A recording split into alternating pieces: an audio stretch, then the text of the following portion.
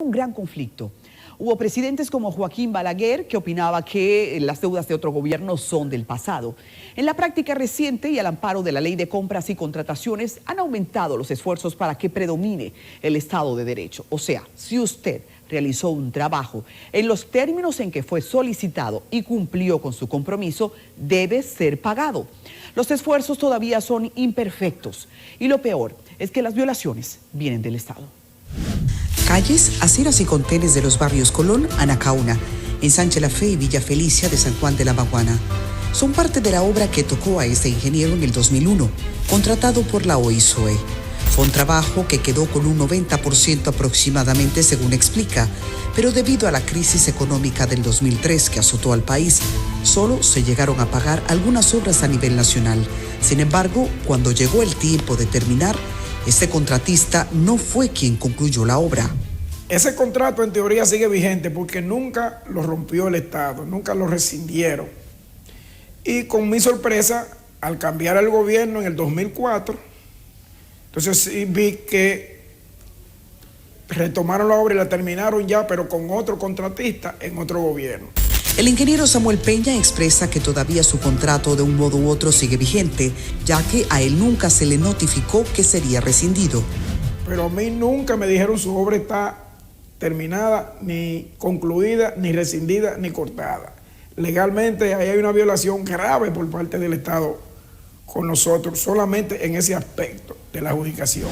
Francisco Pagán, antiguo director de la OISOE y actualmente imputado en el caso Antipulpo, fue uno de los funcionarios más duros con estos contratistas. Explican que se les reducían las deudas sin investigación y mucho menos les importaba a quién afectaba. Yo le he ahorrado al gobierno de Danilo Medina, de los fondos del Estado, 20.000 millones en obras. Y nosotros preguntábamos cómo era que se la ahorraba. Bueno, él venía y cogía la deuda vieja y a la deuda mía, que por ejemplo son 13.5 millones, decía no, sin averiguar dónde está enterrado ese material y ni ir a la calle. Bueno, a este señor lo que le debemos 7 millones o 5 millones, en forma ficticia, sin llamarme, ni mucho menos. La presión con la que trabajan estos profesionales por parte de las instituciones públicas, que como es de costumbre, instan a la entrega de muchas obras antes de cambios de gobierno, y aunque quienes salen del poder quieren hacerlo por la puerta grande, se quedan muchas veces sus deudas en el limbo. La misma historia, ellos te ponen un plazo, te dan un programa, mira, el presidente viene, el presidente tiene, te dicen los gobernadores, el presidente va a inaugurar eso en octubre. Tú tienes que darle con todo, y si no, ya tú sabes, si tú te paralizas, te mandan otro. Entonces, yo afortunadamente estaba haciendo algunas obras privadas y de otra índole, y metí, todo lo que me gané en otro lado se fue ahí. La deuda del ingeniero Jesús del Rosario es de 1998. Se encargó del saneamiento de la Cañada de Ponce, obra de la cual obtuvo el avance por parte de la OISOE en 2004 de 30 viviendas por parte del INVI en Sabana Buey. Por las dos, el Estado aún le adeuda 13 millones de pesos. La presión del gobierno que iba a entrar, que era de Leonel nuevamente, y la presión de la autoridad del momento, que era la gente de Hipólito, que quería que le entregara la vivienda para ellos entregársela al equipo de personas que ellos tenían ya de uno del otro gobierno. Los beneficios de los ingenieros están incluidos en cada una de las ubicaciones. De un 20% que aproximadamente se les entrega, les corresponde un 10%. Pero al final se ven en la obligación de invertir debido a la inconsistencia que tienen las instituciones con los pagos y que al parecer se han convertido en una estrategia para evadir los pagos de las obras que son encargadas. Las ubicaciones son regularmente mensual o cada 2 meses. Si se atrasa 3 meses, ya realmente ese contrato que tienen por ahí, que uno tiene que hacerlo en un año, no se va a cumplir. Y regularmente en la mayoría de las obras del Estado, una obra que uno, después que uno le inicia, las ubicaciones en un año no pasan de 3 o 4 ubicaciones. Más allá de la voluntad de pagar o no querer pagar, el catedrático Antonio Siriaco indica como factor determinante el momento o periodo político en el que se adquiere la deuda, ya que ese contexto es posible que sea la barrera que no haya permitido el pago de los trabajos. Hay varias cosas que se combinan.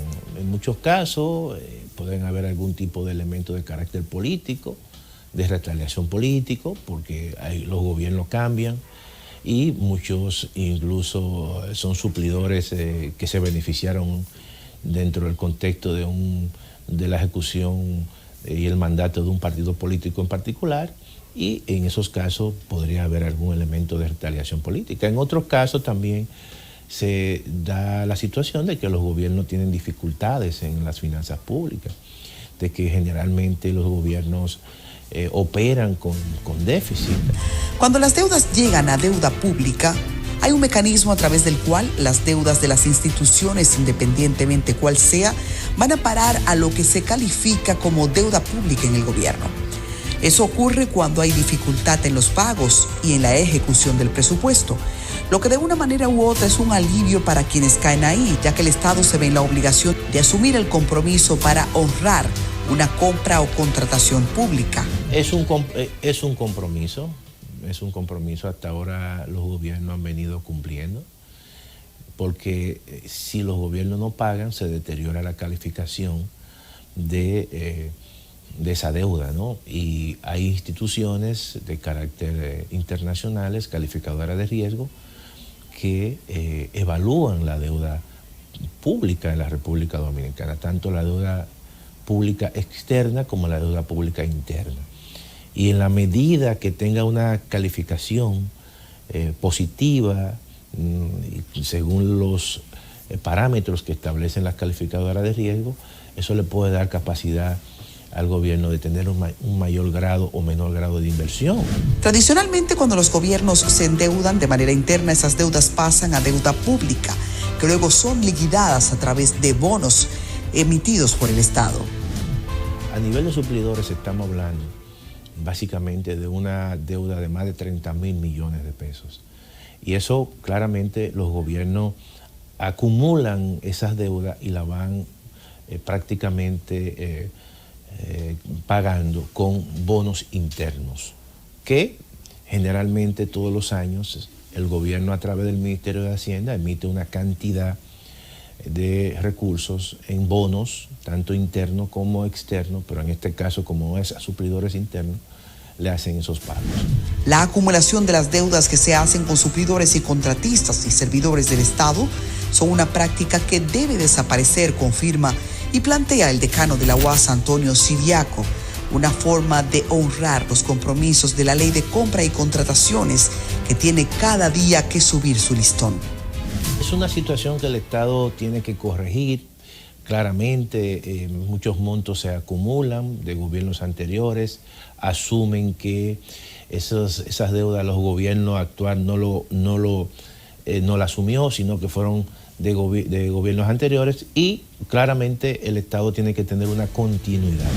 Pese a que el decano explica que el pago de estas deudas dependerá de las recaudaciones y si son suficientes para saldar estos proyectos que fueron entregados hace más de 20 años, en muchos casos, en lo que sí se mantiene firme es que hay que buscar una solución definitiva a los contratistas del Estado. Algún tipo de solución habrá que buscar y hay que buscarle, evidentemente por el tiempo que tiene. Yo creo que el Estado Dominicano debió haber cubierto esa deuda de una forma u otra. Y creo que esos son los elementos que hay que mejorar en la administración financiera del Estado, precisamente pagar la deuda. Los gobiernos están endeudados, no estoy con eso tratando de justificar, pero es una situación que viene desde viejo y creo que los gobiernos tienen que cumplir con todos sus contratistas y suplidores. La comisión encargada de gestionar los pagos de estos contratistas del Estado, aunque no ha sido disuelta, se ha quedado en un limbo. Un limbo que no justifican ni entienden, siendo que pactaron con las instancias encargadas de honrar los desembolsos. Estos emprendedores en quiebra hacen su grito una vez más con la esperanza de no estar lanzando sus voces, como quien clama en el desierto. Esperamos la respuesta del Estado.